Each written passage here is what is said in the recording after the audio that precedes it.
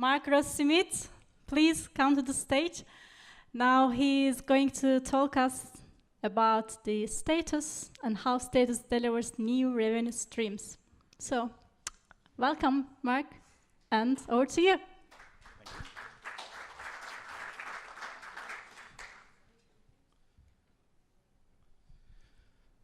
Okay. Quick question. Who here has done a status run in their life, or like a mileage run? Somebody's flown unnecessarily for no other reason other than to try and earn or keep status with an airline or hotel? I know there's more of you. Anyway. Most hands up, by the way. Different question. How many people know or have done one themselves, like a points run? Like you've flown unnecessarily to get points, not your status points, but like the normal miles, like the redeemable miles. Who knows someone who has done 2? This is interesting. A lot of hands for the first one, not many for the second. What this tells us is what we intuitively know is that people are driven by status. People will do more for status than points and miles. So today, I'm going to talk about the power of status. We all intuitively know that status has a lot of power, a lot of influence over people. I'm going to talk about 2 case studies with 2 Amadeus Loyalty clients on how they're driving new ancillary revenue in new ways that you wouldn't have thought about, hence the driving revenue in stealth from status. But let's start here. The top 5% of loyalty members generally contribute around 30% of, it's actually revenue, not seats. This is typical for a slightly larger airline or a domestic-only airline. But what this says is that these are your best customers.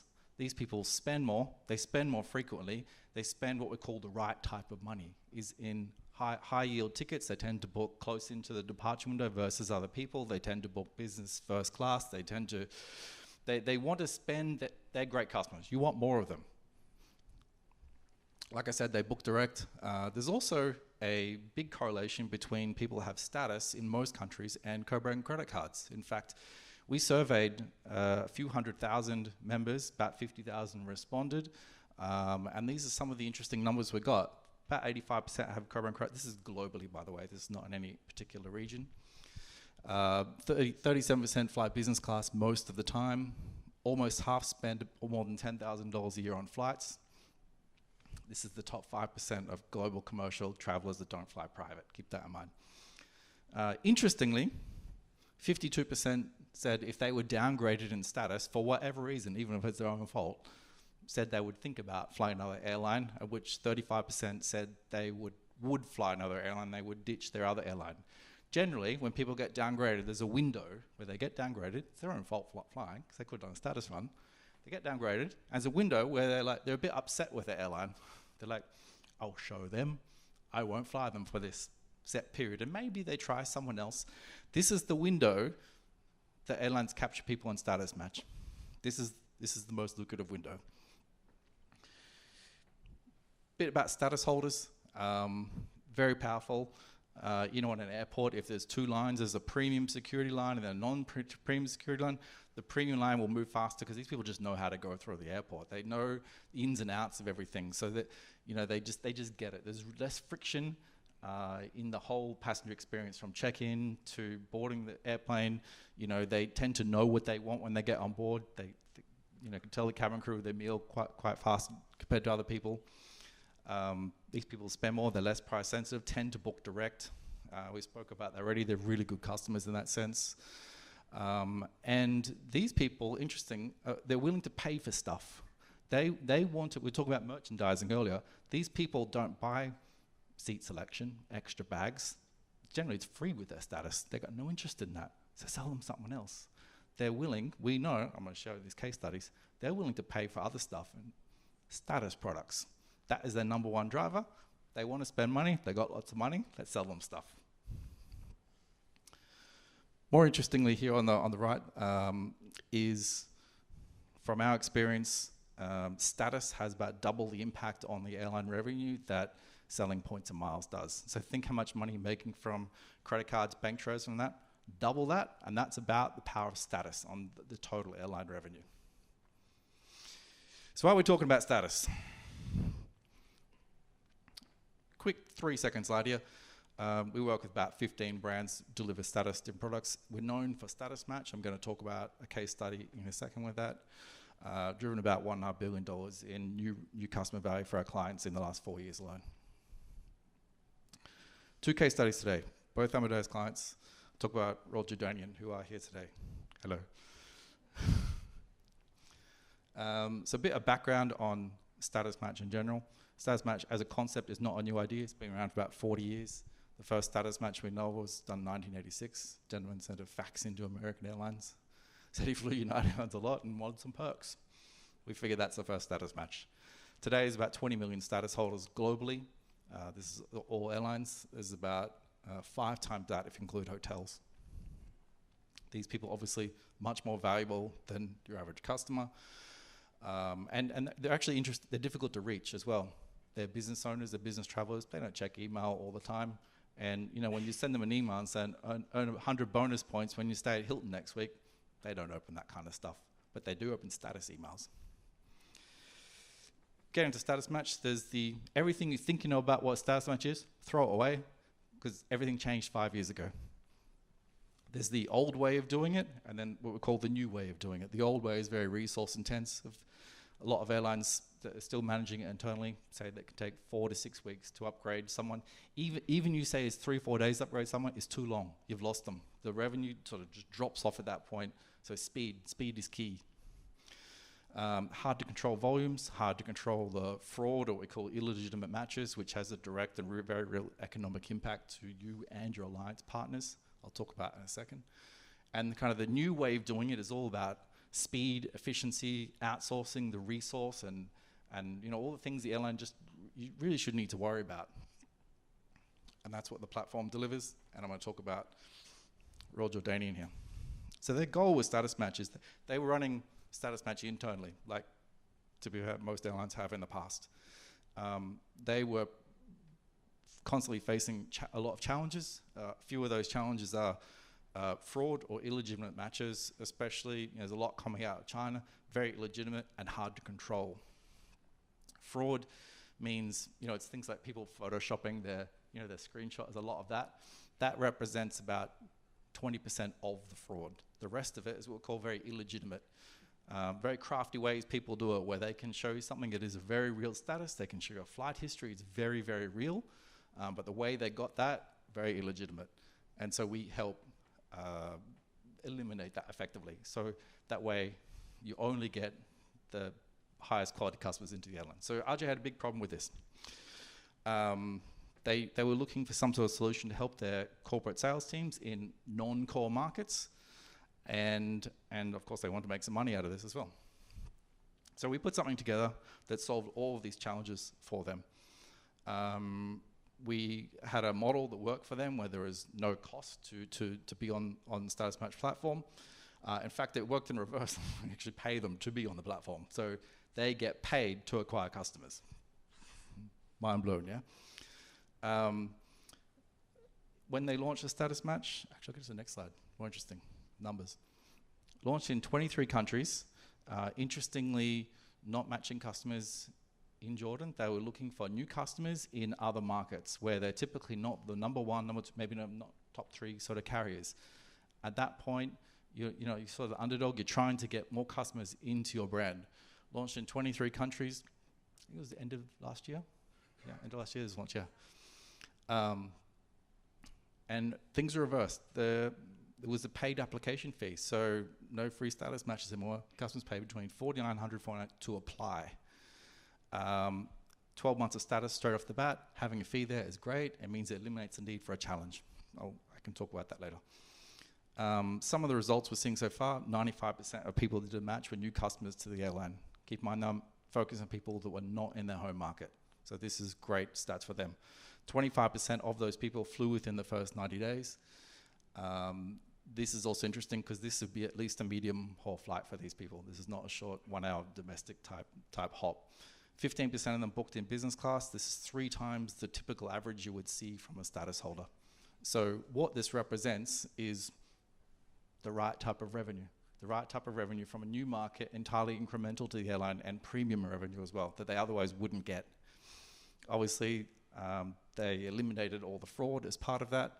Got a ton of media value of launching a campaign, because you launch a statement, you get a lot of media, funny enough.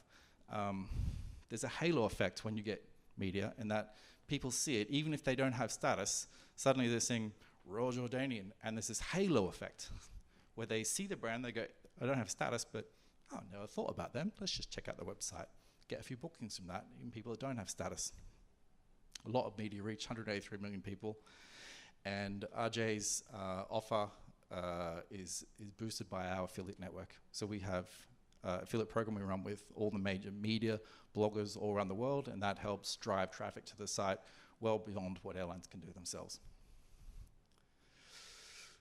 Talk a little bit about why it works, some of the inside baseball here.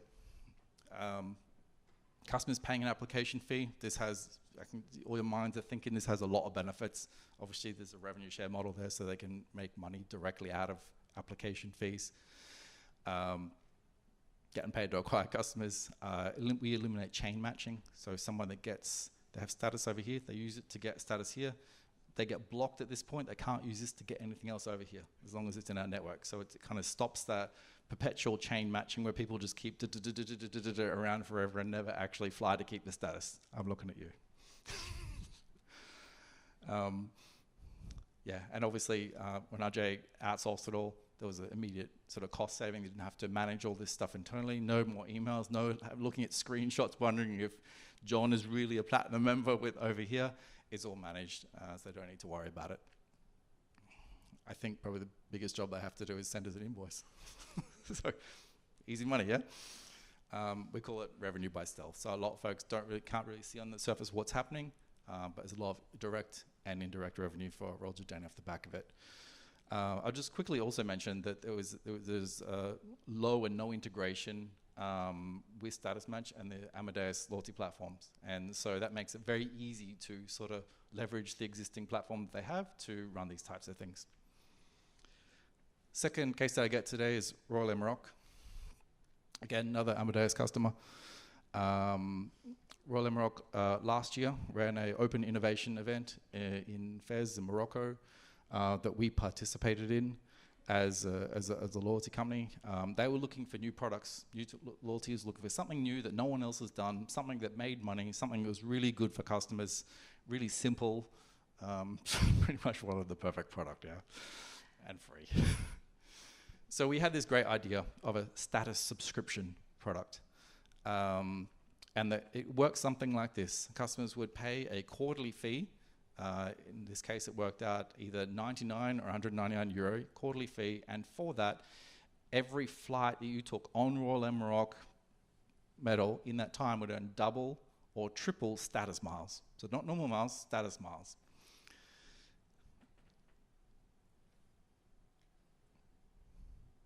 But we won that event as part of this product. It was endorsed by the CEO very fast. The product was launched within 30 days. A couple of interesting stats. 50% of subscribers to this product are outside Morocco. This is interesting because this is non-home market people. Generally, this is new people to the airline. In fact, a lot of these people were new to the airline. 70% of people subscribe to the 3 times. Obviously, it's no brainer. It's pretty attractive. And it's now to the point where this is an evergreen product, and it's one of the highest revenue streams that they have for loyalty. That's me winning the event there with the Royal Maroc Safar Fly team. There's a lot of benefits of a subscription product in this sense. It's high margin revenue versus what typical airline revenue would be. Something like Royal Maroc, I think their operating margin is like 1% or something. So, if they got let's say $200 from a subscription revenue from someone, that's the equivalent of, $2,000-3,000 euros in terms of ticket sales. So it's kind of, again, the right type of money, encouraging the right audience to do the right type of activity in 50% of the markets where they want to acquire new people as well. It also helps with some of the end of year, people being downgraded. We talked earlier about people that were, if you downgrade them, they're like, I'm going to fly another airline. This helps alleviate some of the pain for some of the people as well. It also gets around alliance restrictions on giving out status in terms of level. Some of the tiers, it's obviously a sustainable income for them as well. It's also, I'll go through really fast. Basically, there's two types of members that this mostly appeals to. Folks that are kind of barely scraping into like the gold or the platinum, and it's kind of like an insurance product for them. It's like they buy this just to make sure they retain that status the following year. And then there's the people that are kind of midway to high in the tier, and it's a way to these people effectively start spending up. They spend more to get into the next tier. At that point, incremental revenue to the airline as well, both from subscription and from flight revenue, and that's what Royal Maroc been seeing. Again, same deal with Royal Maroc. There was a low or no integration option, so it's very easy for them to roll this out using the Amadeus product. So in summary, I won't go through this, but what I'm really saying here is there's been a lot of focus on points and miles the last, 2 decades, and not a lot on status. And yet status is the thing we all know. We see people doing status run. Status drives ticket sales. It drives the right type of ticket sales. And there is a lot of ways to productize that in new ways to drive new high margin revenue to the airline that a lot of airlines are not doing today. And that's generally in the acquisition phase to acquire new people willing to pay for stuff. There's the sort of engagement factor, like a subscription product. And then there's kind of as people go up or down the tiers, there's ways to manage and make money out of each of those options. And so there's a lot of potential, I believe, in status. I've showed 2 pretty interesting case studies today. Both of these have launched in the last year. And I think I'll leave it at that.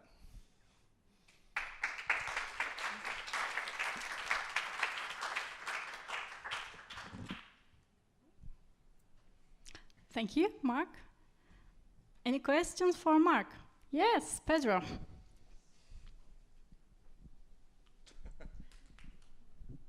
Hi, hello. So we have the chance to exchange some ideas during the lunch break, but I don't know if you can disclose that figure.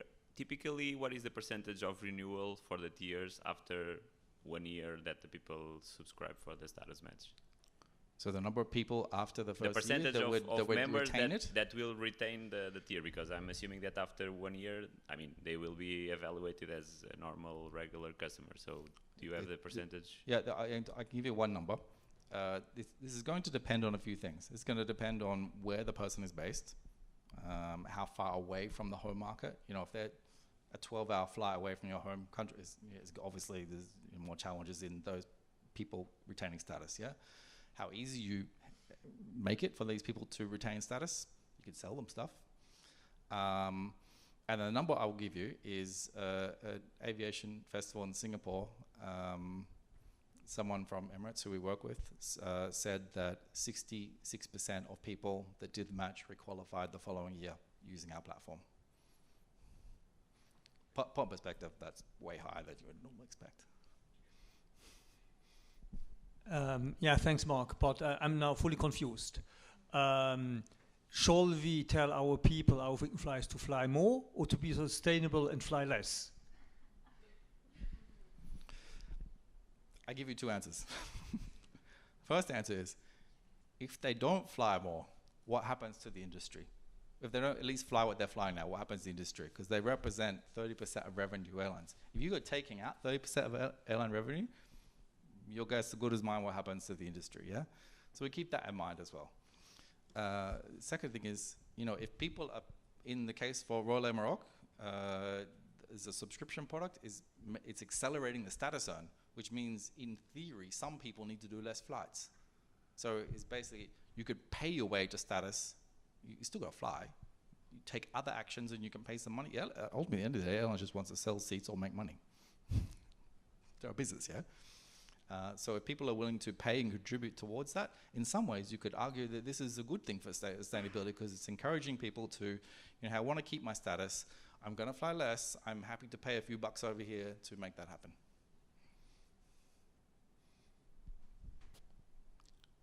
Any other question? Thank you so much, Mark. Thank you.